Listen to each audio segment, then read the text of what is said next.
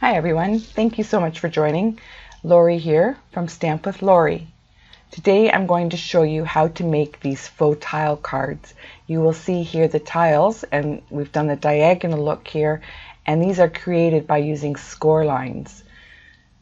There's many different ways that you can do this. There's the diagonal, or you can just do the regular block lines as well.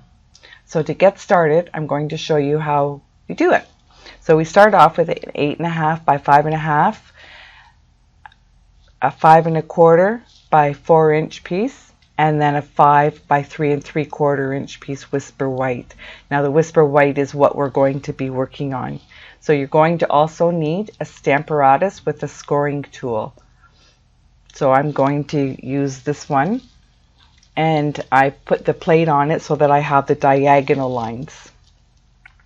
I'll just move this here so that you can see it. Okay, so we've got the diagonal lines going from the top left down to the bottom right.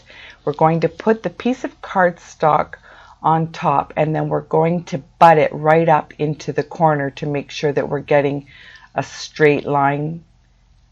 I'm going to be making 1 1/4 inch squares. So I'm going to start right in the corner of my card, and I'm going to score down at the 0 mark.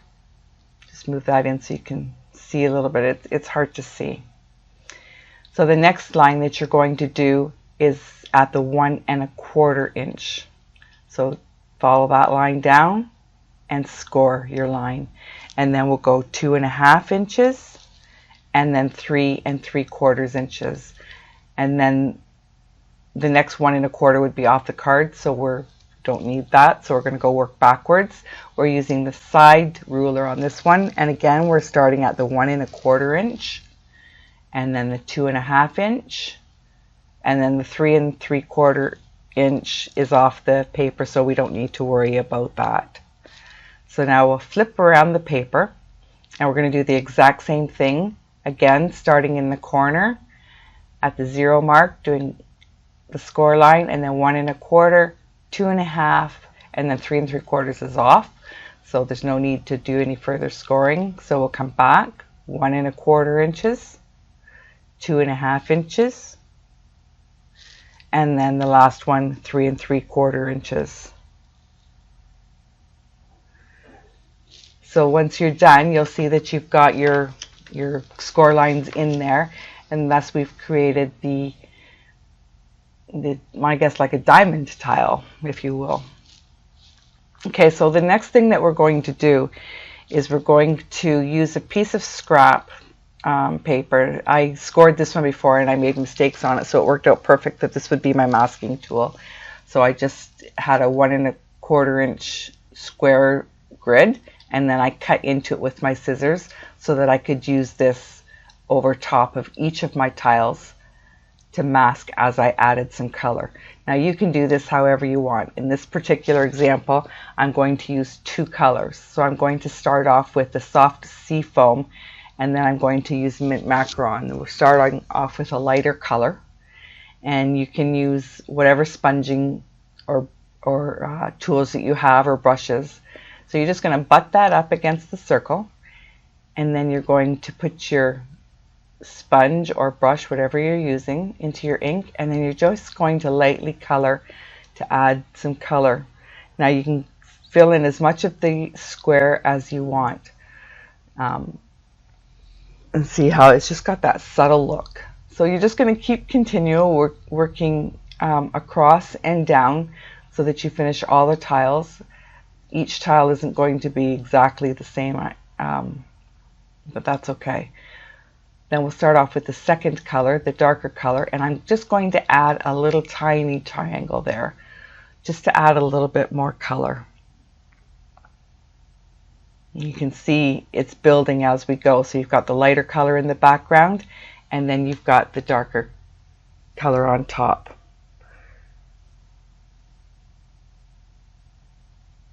So I'm going to use the Fanciful Fragrance stamp set. Okay, so I'm going to just use, I really like this stamp set, and sadly it's retiring, but any stamp set will do.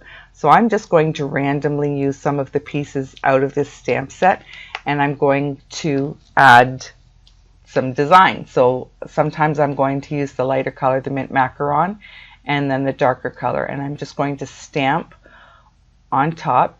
You're not pressing really hard because you want to make sure that the color isn't getting into the scored lines that you did. So then we're going to use Versamark and stamp that all over the paper. I just feel like when you do the tiles, when I think of tiles, I think of ceramic tiles and how they have a little bit of gloss to it. So that's why I'm using the Versamark for this one. So just stamping up the paper, and then I'm going to use clear gloss, and I'm going to add the clear gloss powder to the card. Just make sure that I get it all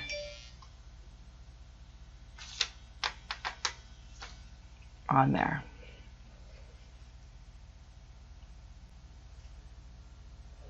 Okay, then we'll use the heat embossing tool. So we're going to basically melt the embossing powder onto the card. I like to hold it for a couple of minutes just to heat up the tile. And you can see here how as you do it, it's very hard to see this clear gloss, but you'll see how it's getting darker. So you just finish that until you've got all the clear gloss melted.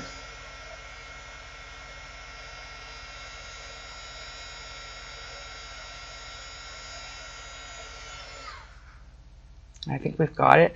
Again, it's hard to see, but you can kind of see the light shining on it and get how it has the glossy effect. That's all there is to this one.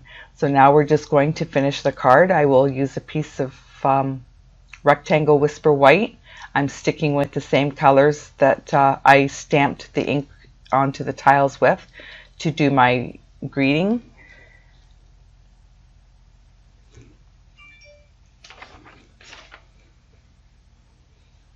Okay, so stamp that on.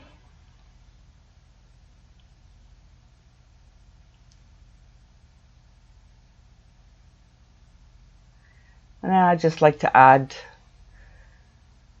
a little bit of extra to it. So what I'll first do is I will glue the back of, or the top card to my next layer. And then I want to add some complementary ribbon as well. So I'll just tie that around, and I'll show you a little trick here. Depending on how big you want the bow, it's not a bow, but you just tie it around something round, and then you figure out where you want to put it onto the card front. So you adhere your ribbon, and then if you use your scissors to cut that loop, then you've got yourself a little knot. So it just kind of adds a little bit of a finishing touch. So we'll add the front to the main card. So again, I use this soft sea foam, and I'm going to adhere it to the mint macaron card front. And then I will add my ribbon, or sorry, my greeting after I glue that down.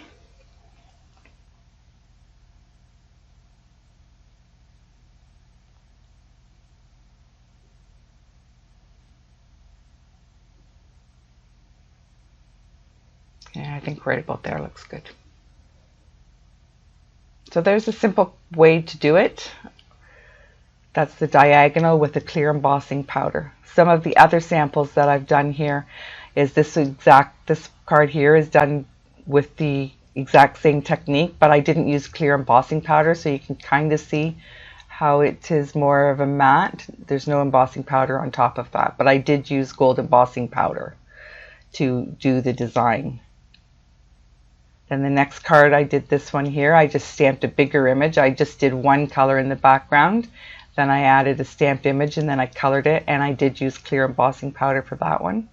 This one, I scored it like I did before, not diagonal, but just, I guess, horizontally and vertically, and ran it through the embossing folder, and then added a little bit of color.